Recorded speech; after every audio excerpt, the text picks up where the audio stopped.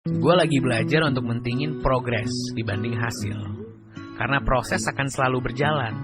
Dan selama kita berkembang, hasil akan ngikut sendiri. Sebelum renovasi rumah harus perhatikan ini. Bukan hanya desain rumah saja yang terpenting, melainkan bagaimana cara proses eksekusinya. Pastikan gambar kerja untuk tata letak ruangan sudah sesuai. Terutama ukuran trap tangga yang proporsional standar keselamatan. Titik pondasi dan kolom berikut dengan cek verticality dan pembesian yang digunakan. Ini sangat berpengaruh untuk kekuatan rumah dari potensi roboh saat gempa. Dan yang terakhir adalah posisi letak upper beam untuk penopang lantai 2 dan dinding di area lantai 2. Semoga teman-teman yang sedang dalam proses renovasi rumahnya lancar dan sesuai dengan harapan. Kamu mau bangun rumah 2 lantai, tapi dananya tidak cukup? Tenang, Mimin ada solusi nih buat kamu. Pakai konsep rumah tumbuh saja dong. Seperti ini, proyek Indrayata Properti yang ada di Gunung Pati milik Bapak Fariza. Dalam perancangan struktur akan dipersiapkan untuk 2 lantai. Namun dalam tahap pembangunan yang dibangun 1 lantai saja. Lantai 2 dapat dilanjutkan pembangunannya ketika dana sudah ada. Sembari menunggu dana, rumah dapat ditempati. Bagaimana? Tertarik dengan konsep rumah tumbuh? Hati-hati, kamu bisa rugi ratusan juta jika di proyek pembangunan rumahmu tidak ada ini. Yang pertama, gambar kerja. Jangan sampai kamu bangun rumah nggak ada gambar kerjanya ya. Karena ini sebagai pegangan bagaimana rumahmu nantinya akan dibangun. Yang kedua, selain gambar kerja, agar waktu pengerjaan rumahmu tidak molor, kamu juga harus punya time schedule. Jadi kamu bisa pantau dan evaluasi progres pekerjaan secara real time setiap hari. Nah yang ketiga, dan gak kalah penting adalah pekerja yang kompeten. Karena kualitas pekerjaan lah yang memiliki peran paling besar dalam menentukan kualitas pembangunan rumahmu. Kalau menurut kamu, ada lagi nggak hal bisa bikin pembangunan rumah jadi boncos? Tulis di kolom komentar ya. Tukang harian bikin boncos, benarkah begitu? Belajar dari pengalaman bangun rumah tahap pertama, kami menggunakan tukang borongan. Akhirnya untuk tahap kedua, kami menggunakan tukang harian. Terkesan ribet karena harus mengurusi gaji tukang tiap minggu, menyediakan tempat tinggal karena kita bawa tukang dari kampung, menyediakan makanan 3 kali sehari, dan juga menyediakan kopi. Tapi keribetan itu nggak jadi masalah, karena kalau di total lebih hemat dibanding pakai jasa borongan. Kami rutin datang setiap hari di jam yang berbeda untuk cek kinerja Pak Tukang. Ini agar nggak ada drama pekerjaan dilambat-lambatin ya. Kesimpulannya, tukang harian jauh lebih hemat asalkan dapat tukang yang jujur. Sedangkan tukang borongan, walaupun dapat yang jujur, tetap dananya lebih besar. Bang, harga upah borongan rumah nih ya, 15 kali 25, berapa terima kunci? Oke, coba kita bedah. Oke, ini secara standar ya, warga sudut sipil semuanya. Luasan rumahnya itu 15 kali 25. Artinya punya luasan 375 meter persegi. Ring upah atau ongkos sekarang itu, standarnya itu 1 juta sampai dengan 1,5 juta. Ya, standarnya.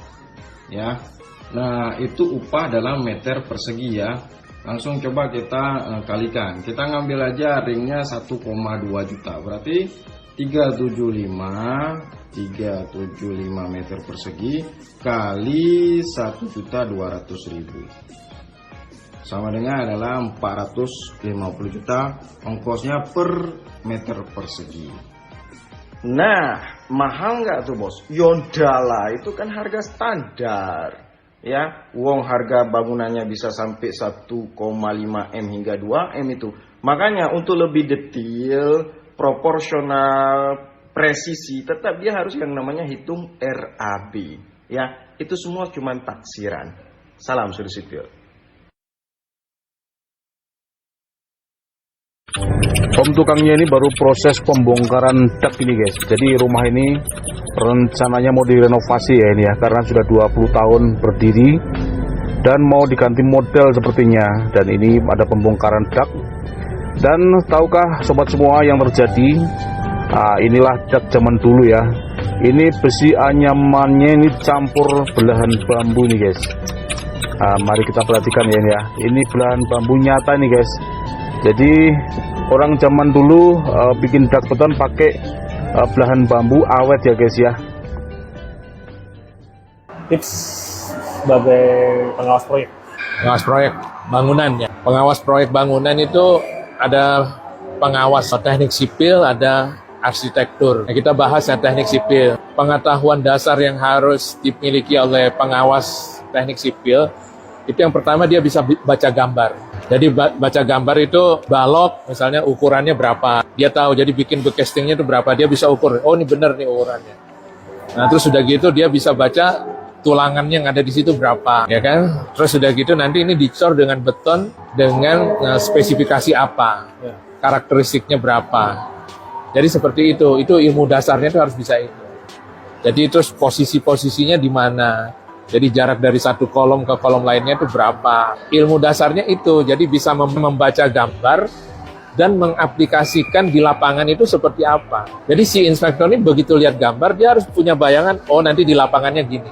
Nah kalau dia baca gambar itu nggak bisa diterjemahkan jadi di lapangan, nah itu fatal. Jadi inspektor harus bisa baca gambar 2 dimensi, lalu di dalam kepalanya ada 3 dimensinya itu. Oh ini di sini loh letak baloknya. Jadi gitu. Enggak semua bos menghargai pekerjaan kalian. Jadi kerjakanlah pekerjaan kalian sesuai dengan SOP yang sudah kalian pegang. Datang dan pulanglah tepat waktu. Lalu ambil gaji kalian dan nikmati hidup kalian. Nggak usah cari muka, karena itu akan membuang waktu kalian untuk menjadi lebih baik daripada sebelumnya. Pada prinsipnya, seorang penjilat itu diibaratkan seperti makan kuaci satu toples. Enggak semua bos menghargai pekerjaan kalian. Jadi kerjakanlah pekerjaan kalian sesuai dengan SOP yang sudah kalian pegang. Datang dan pulanglah tepat waktu. Lalu ambil gaji kalian dan nikmati hidup kalian. Nggak usah cari muka, karena itu akan membuang waktu kalian untuk menjadi lebih baik daripada sebelumnya. Pada prinsipnya, seorang penjilat itu diibaratkan seperti makan kuaci satu toples.